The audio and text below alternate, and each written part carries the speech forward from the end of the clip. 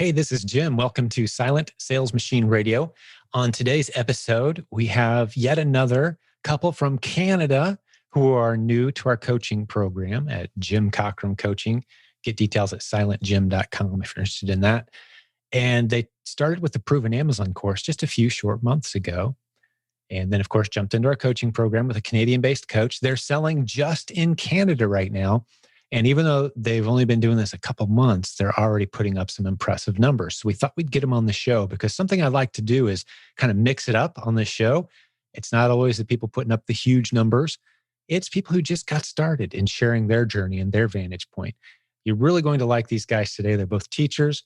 They both got a teacher's heart, very humble, very matter of fact. They're following the steps. They've got a great mindset. We spend some time talking about that today too, which is vital to your success in business. If you don't have the proper mindset, if you're not thinking properly about the opportunity, you can really undermine yourself and cut yourself off the legs, even if you have the best training. So they've got great attitudes, great mindset. They're working hard, even though they both have full-time jobs. They're putting up some great numbers. They've got some very quality tips to share as well today. And I love that they're just huge fans of this community and of our programs around here. So we just had to get them on the show. So get ready to meet Julian and Christina. They were great guests today, and I think you're really going to enjoy this episode. As always, before we jump over and get them on the line, I want to remind you, wherever you're listening to this show, man, we'd sure appreciate a thumbs up or a love or a like or a feedback or review.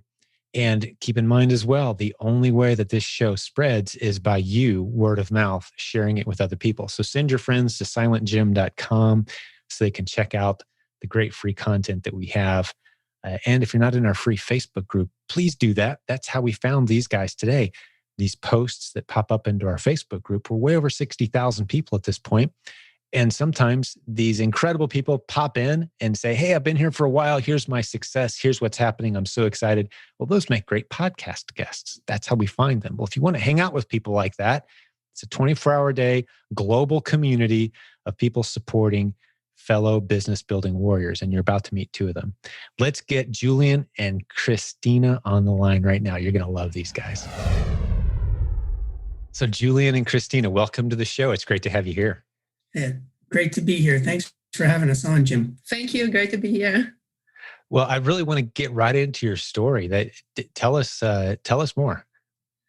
Sure. Well, I guess it all started when we were in lockdown in the spring, and I was curious to try to find something to do with regards to the time that we had on our hands. And I was watching some YouTube videos and came across the Amazon fulfillment by Amazon, and of course your pack course came up, and I wanted to look into it a little bit more and spoke to Christina. She thought it was a great idea, and but she thought that it would be good to have a coach to navigate through the waters as far as starting up and not knowing how to go about things. And so we quickly signed up with a coach, and we're very, very pleased with her, and also with your course, which has been fantastic. So we only started in October was our first sale, October 13th. Wow! And for the listeners' sake, here we are at the end of December. I mean, we're talking less than a couple of months ago. Yeah. Wow. I didn't realize you guys were that new to the community. That's fantastic. Yeah, very, very new. So we're still learning. There's still so much, so many things to learn. Yes. But slowly but surely, we're starting to make our way, and so it's been quite a interesting and fun adventure, really, learning and trying to find new products and to see how everything fits together. So, well, welcome to the community. And I love having a variety of guests on this show. It's easy for us to go out and find the people who are, the big achievers who have been around for years, and they can kind of talk over our heads sometimes, especially the newer listeners to the show. So having the perspective of someone who's only been around a couple months, I think is going to be very appreciated by many of our listeners. So let's dive into a little more detail. I loved your summary, Julian. That was a great summary of a 2-month adventure. But you did say you started in the spring. So there's a bit of a gap there between, spring and October when you guys finally jumped in and started doing this. What happened during that time? Were you guys experimenting on your own, or how did it go at the very beginning? Yeah, well, we hadn't yet signed up for the course, and it was sort of an examination phase for us. Really, we weren't really too sure what we wanted to do. We wanted to start a business, but we didn't really know what we wanted to do. And but it seemed like because of the lockdown, things were shifting more towards digital and online shopping, and it seemed like the right thing to do. And of course, from the YouTube videos that I was watching, it seemed as though there's a lot of success from a lot of people that were sharing their success stories, and that was very motivating. So hopefully, we can motivate some people with our story. It's not super fantastic, but it's something, and it's a good start, I think. And Christina's been very good. She jumped right on board when I approached her with the idea. Yes, actually, when you approached the idea, I was very excited. I was in a project, and I hadn't had too much time, and I was a little scared too, because I came from Romania, and there the market was a little bit different during the communist period of time. And but Julian convinced me finally that I don't have to be afraid of, and yes. A lot more opportunity under a free market capitalistic system than there would be in Romania, I'm guessing, right? That's interesting to me. When did you leave Romania to come? And you guys are in Canada now, right? That's right. So yes. I came in Canada 9 years ago, and I met Julian 3 years ago. Wow. Yeah, we were both teachers.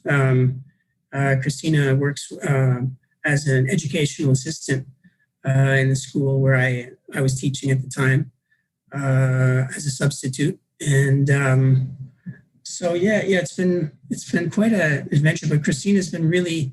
I sort of had the big picture idea, and she's much more with the fine tuning and the details. So it's a good we complement one another quite well that way. That's fantastic. Yeah. Well, it sure is great seeing you guys. And for the listener's sake, let me just make a side note here. If you're listening to this episode, this is one of those episodes that's also on YouTube. Julian's mentioned it a couple times.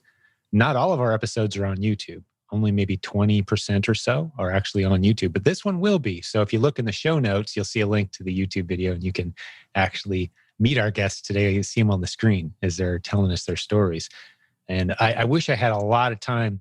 I'm fascinated by the story, Christina, of you coming from the perspective of being in a communist nation and the opportunities and the business opportunities that basically were non-existent there into into Canada, into a westernized, free market capital system, and the abundance of opportunities and the perspective there. You should probably write a book at some point. That stuff fascinates me, possibly more than the topic at hand today. But the listeners today are very interested in, I want to grow an Amazon business. I want to hear stories of how people did it. I want to hear tips and strategies. So we'll remain focused on that for the listeners' sake. But just so you know, Christina, I could spend a lot of time, and perhaps we'll have the opportunity at some point to hear more of your story of leaving Romania. And I'm sure your heart is still there in many ways, but the opportunity's here. So God bless you on that transition. And your English is phenomenal, by the way. So you're doing a great job. English is English your second language then, probably? Third language, I'll say. Third? So yeah, most people outside of America speak at least 2 or 3 languages, I'm learning. I've got a little Spanish, but that's about it. Yes. Well, you guys are a delight, truly, so far. And so I want to dive a little more into your story. So we know from spring to October, you were kind of feeling your way through, deciding, having conversations. Do we really want to do this? It sounds like you jumped in with both feet in October. You got we have a couple Canadian coaches now. You guys got Cheryl as your coach. You took off really fast. Talk us through that. How much time did you spend in the course? How much time did you spend with your coach? And what were some of those first activities that you did? Like, what actions did you take? Sure. Well, I think it was probably in June where I signed up for the PAC course, and then started to dive into the videos and learn some things. Initially, I was curious about the private label course, but then realized that there's stepping stones to get to that point, and that the retail arbitrage and the online arbitrage was important as well, just in order to understand how business works and the whole process. So that was very helpful, and that's what we've been doing for the few months that we've started. So from June up until September, when we actually September is actually when we created our own business, I guess, and got our business number and whatnot. And then from that point, then Christina thought it would be helpful to have a coach. So we signed up and got Cheryl, who's been wonderful. And from that point on, we're following Cheryl's advice quite closely. So in September, September we started with Cheryl and had our first sale in October, middle of October. We had our first shipment, first shipment, the first in October. That's right. First shipment was in October. We started off with the retail arbitrage. So we went into a few big box stores, Walmart and some other stores, and then branched out a little bit with the online. But I seem to enjoy more the retail. Being in the stores and scanning the products. It's like treasure hunting. It was fun that way, almost like a treasure hunt and looking for new products. And so as far as the first steps, well, Cheryl had given us some goals to set for ourselves. Unfortunately, we weren't able necessarily to stick fully to those. I think she wanted us 200 to 300 units per week, which is a little bit, we haven't been able to get there quite yet because of the work, we both work full time. But we're able to do at least 100 units a week. And that started us off, which was good. And we spend 3 hours a day? After work, maybe 2 or 3 hours a day. Looking for things. The retail arbitrage is interesting because you're able to get the products immediately, as opposed to having to order them and waiting for them to come in. So that's kind of nice if you're in a rush to get them out to the Amazon warehouse. So that's kind of what we focused on, especially with the Q4, starting the business right in Q4. So that was kind of interesting to start right off that way, but it was, in a sense, it was good because it got us motivated really quickly because our sales shot up really quickly. So that was really motivating. Yeah, fantastic. Yeah. So you mentioned that you prefer going to stores, and so do I. I enjoy several hours a week actually still, and if those days where I go out and spend a couple hours and find another 15 or 20 new replans are very rewarding. And I truly enjoy it. But tell me about your earliest experiences going out and finding products. Do you feel like you guys must have caught on fairly quickly? Because again, we're just a couple months into this and you guys are putting up some significant numbers and having some success. Both of you working full time, which I just learned. That's phenomenal. Yeah.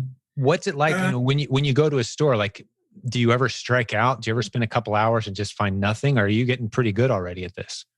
Yeah, well, I think this is important for the viewers is to understand that in the beginning, it was a little bit discouraging because we weren't, hitting home runs every time we were going to the store, especially being newbies. So in the beginning, it was a little bit discouraging, but then things started to pick up and we were able to understand a little bit better about, what products were good, were profitable, and which ones weren't.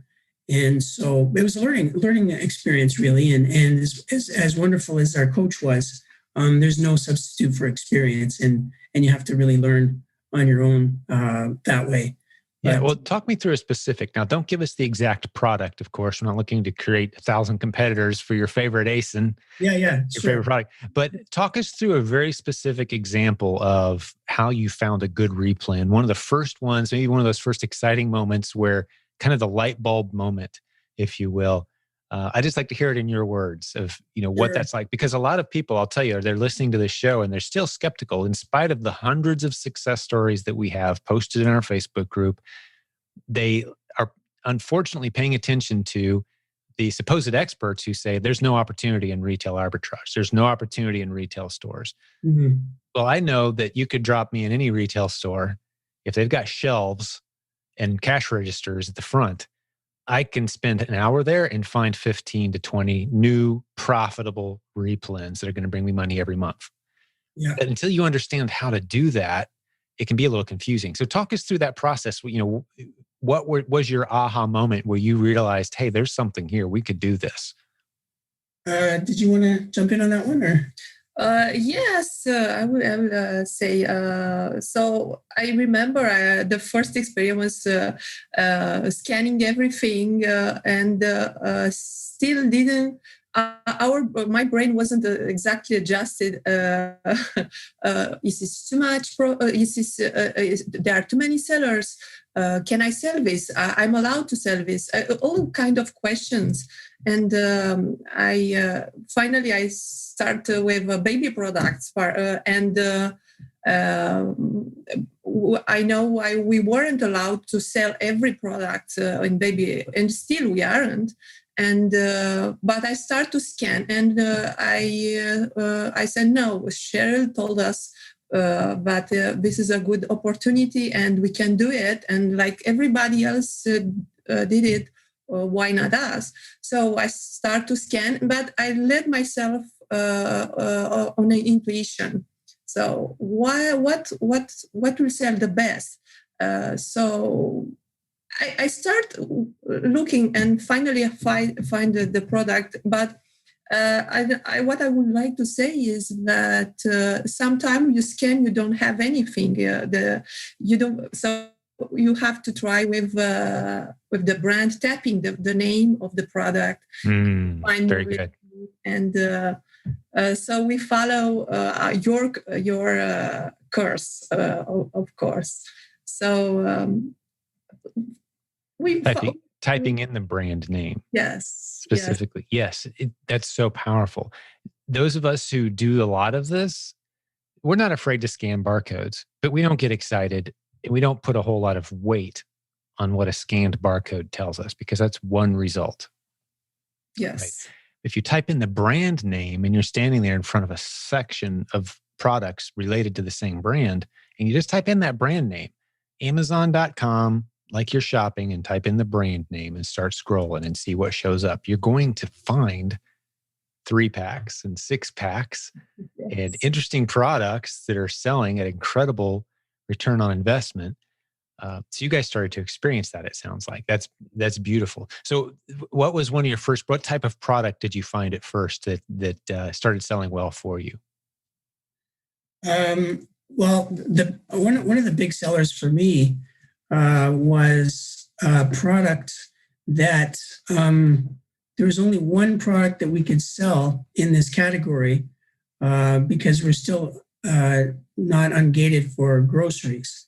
But in this category, for some reason, it's not in grocery, this product. Yeah, and you'd think it would be in groceries, but it turns out that we can actually sell it. So it turned out to be we were the only sellers. And it's one of those things, sometimes you just really luck out. And it's just through trial and error. And this product was in camping, but it's food related, but it's not technically, I guess, in grocery, and it wasn't gated to us. So we had access to it, and there were no sellers.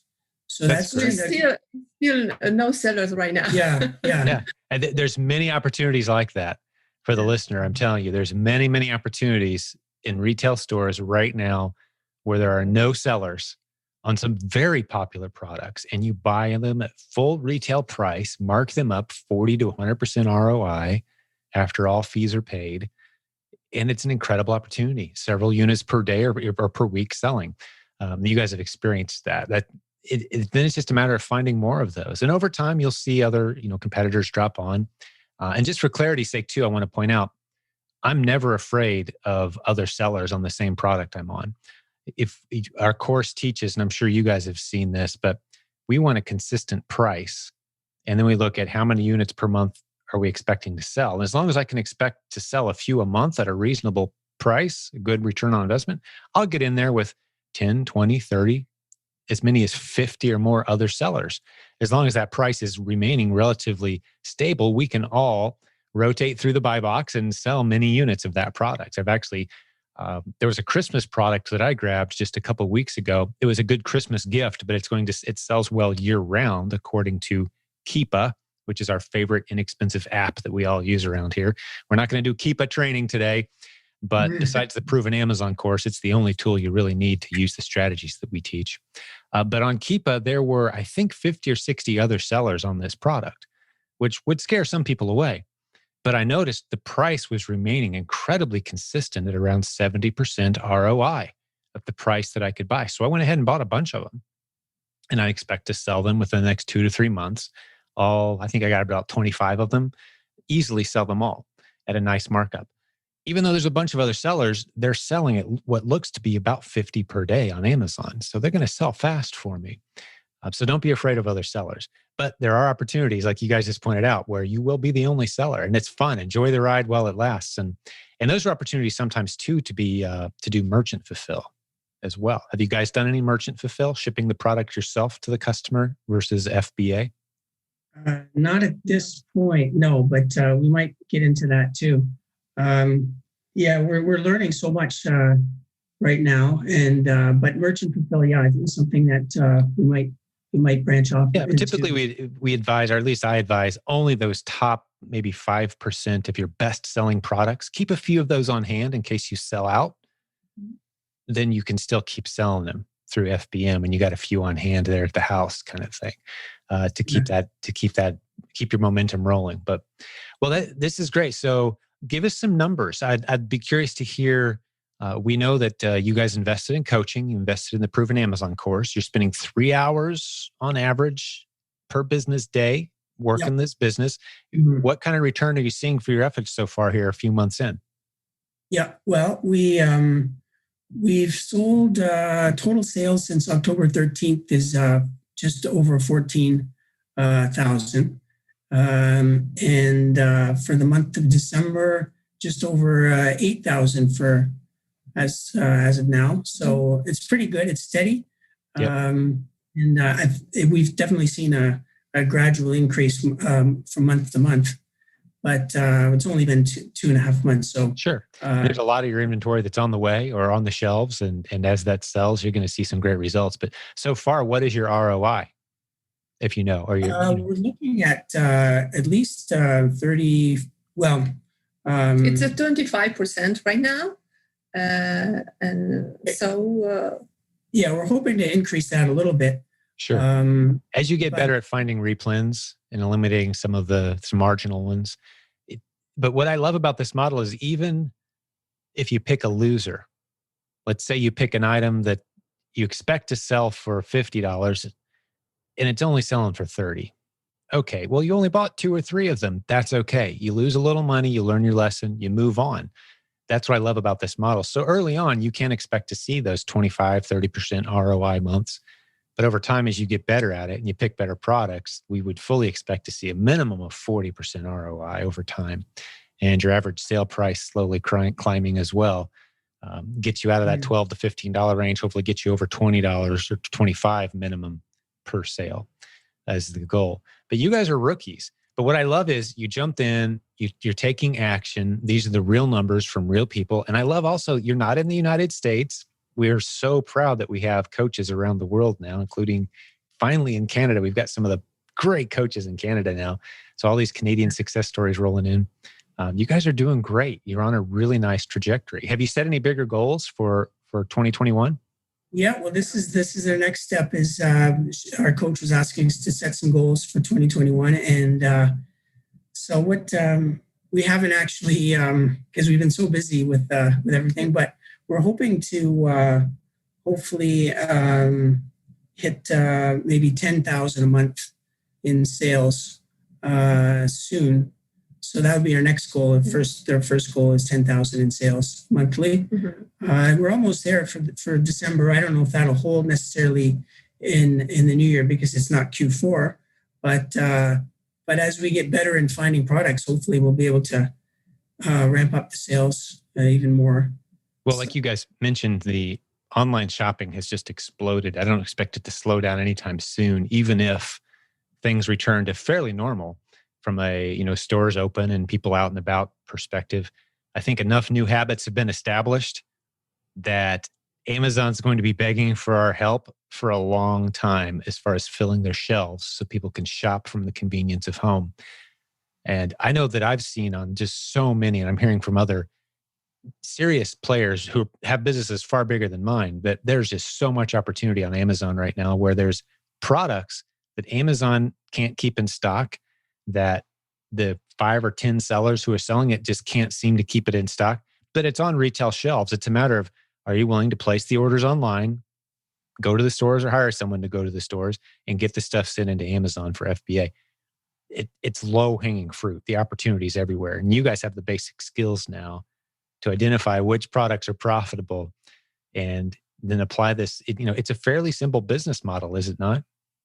Well, it is, and that's what we love about it. It's something that you can repeat and rinse and repeat, as they say, and just have to stick with it. It's just a matter of being motivated and sticking to your targets and establishing goals. And we haven't spent an enormous amount of time, maybe 2 or 3 hours a day, as we said, but we're seeing fairly rapid results. So it's very encouraging.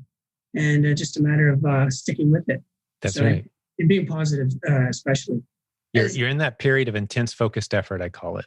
Yeah. Mm-hmm. And it's going to be a little more work and a little less return initially. But as this stabilizes, you're going to hire shoppers. You're going to hire people to watch your numbers for you, to reorder those online replans for you, get virtual assistants in there for $4 or $5 an hour. People that speak great English from the Philippines who can do some of this repetitive work, and they're excited to work, because $4 or $5 to them spends like, 20 or 30 for us in Canada and the US, and your business is going to ramp up. But that's all coming in the future. But I love talking to new sellers who are super excited, and you're starting to get a taste of what the possibilities are. Super exciting. Christina, what's on your mind? Share some tips or strategies, for maybe people who are just a few months behind where you guys are. I want to hear a little bit more from you. What's your heart on this business? What's on your mind? I am so glad that I follow Cheryl, because it's a present. It's somebody who lives that, and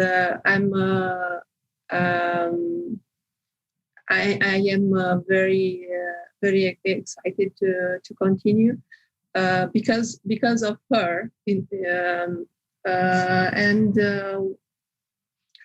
What I would like to do is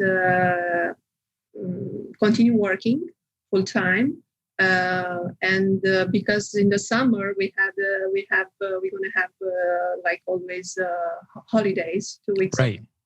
And then get more time in business, because right now is the business the time that don't allow me to continue to grow faster. I'm so excited every time I'm going in the retail arbitrage. And I remember one day Julian came and he found 15 new products in 1 hour. So I am motivated when he's working with me, and he's so motivated too. And yes, the plan is that I would like to next year in December to get to 100K at this time. So beautiful, a very achievable goal. Only the sky is the limit. How Cheryl tells. Yes, it really is. And Cheryl's another one. Your coach is another one who took off very, very rapidly, put in the work. And I just love her energy. She's so motivated. I'm so proud of our coaches. I learned so much. Sometimes people have the false assumption that I taught the coaches what they know. That's just not the case. So many times it's just incredible people who come through, they buy our course, they take our coaching. I never meet them until they're ready to start coaching. And then I start learning from them. So I didn't teach them really anything. I'm just here learning from their motivation and their energy and their strategies. And we tap into some of their new ideas and we tweak our systems because of it. I'm just enjoying the ride, basically, with great people like Cheryl and our other, Maria is our other Canadian coach. And I think at this point, we've got about 30 or 35 coaches total. Some of them more active than others, but just an incredible team. So I'm honored by the opportunity to work with those incredible people. Who knows, you guys might be coaches at some point too, if it's something that fits into your schedule. You've got a teacher's heart, obviously, the two of you. So that's all we ask for our coaches is success. Want them to succeed using the strategies we teach and have a teacher's heart. Enjoy helping others on the journey towards success. That's the qualification. So who knows? You guys might be coaches at some point. That would be fantastic. Yeah, Can always use more. Can always use more. Time will tell what'll happen. But where this goes. We're really excited as far as how things have gone so far, and we seem to work well together, and we keep one another motivated, which is good. That's beautiful. I love that you referred to going into retail stores as a treasure hunt, because that's really what it should feel like. When you're doing this right, each aisle, each shelf should feel like, I know there's $500 sitting on this shelf. I just have to find it. And once you understand how this works, let me ask you this question. This may help clarify for some people who are listening and they're unfamiliar with the replan strategies that we teach. How many of your products right now, first, well, how many ASINs do you have? Let's start there. Approximately, how many different listings? We have 135. 135, you knew exactly. Okay, of that 135, how many of them are for more than one product, like a 2-pack or a 3-pack or a 6-pack? The percent is not so high. It's I would say less than 10%. Less than 10%. So 13, 15 or so, maybe something like that, are multiple. There's huge opportunity there. I can just tell you that right now. If you guys look at some of your most successful products and look at, not that you have to go create a new listing. We do very little creating new listings here, but you'll look for 2-packs, 3-packs, 5-packs, 6-packs, 12-packs of your most successful products, or of everyday common products that are sitting right under your nose on the shelf. Huge opportunity there. So this is a little tip for you guys and for the listener. That's how you can be looking at products and you think to yourself, well, surely everybody's already selling these items. Well, maybe they're not. As a 3-pack or a 5-pack, you may find there's only 2 other sellers and it's 100% ROI on a very common everyday product. So that's a huge tip for everyone listening. Say, make sure you're searching by keywords, not scanning barcodes, and use Amazon the way shoppers use Amazon.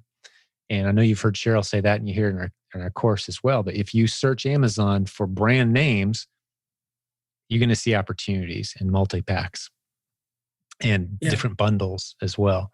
But well, it's been great getting to know you guys a little bit, and I'm excited for your journey. Hopefully, will you guys come back in a few months and let us know how it's going? Oh, for sure. Yeah, we'll be happy to check in and let you know how things are going. Yeah, for sure. And it sounds like in the summer, when the teachers get their break, you guys are going to just blast off, because you'll be hitting this, more than, instead of 2 or 3 hours a day, you can go full steam ahead, right? And really ramp up. So next fall, next Q4 should be very exciting. So I'd love to get an update from you guys. And we're here for you if we possibly can be in any way, anything we can do for you. So any final comments? I don't want to cut you guys off as we start to close this episode out. Any final thoughts or encouragements for the listeners today? Follow your goals. Stay positive. and good things will come. I love it. Now, you'd mentioned in your bio mindset.